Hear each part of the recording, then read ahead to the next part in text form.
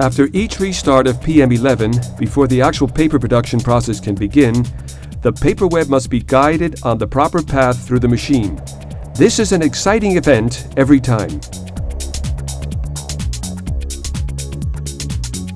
First, the stock is fed via the head box between the wires of the wire section. At the end of the wire section, the wet paper web is deflected machine-wide into the first broke pulper, where it is slushed with water and fed back to the cycle. It is only when the paper web is uniformly formed and, above all, reaches the necessary wet strength that the pickup suction roll is pressed with the circulating press felt onto the wire with the paper web. By the generation of a vacuum in the suction roll, the paper web is picked up from the wire and transferred with the press felt into the press section. After passing through the first, the second, and the third press, the paper is detached from the last press roll by a doctor and led into the second broke pulper.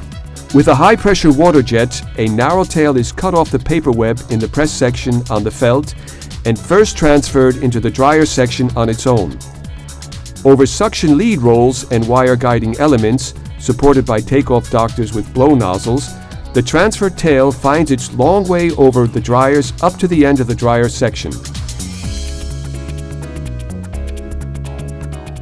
As soon as the paper tail is running properly, the high-pressure jet, which cuts off the tail, is led to the drive side, and thus the full width of the paper web is sent through the dryer section. At the last dryer, the now finished paper is detached machine-wide with the doctor from the drying surface and deflected into the third broker pulper. Then another narrow threading tail is cut off with another high-pressure water jet and fed to the end section.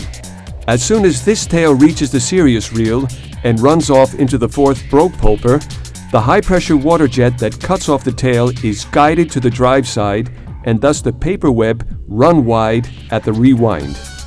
At the same time, during running wide, this paper tail is caught by the empty winding pole, the so-called reel spool, and the full width of the paper web is wound up.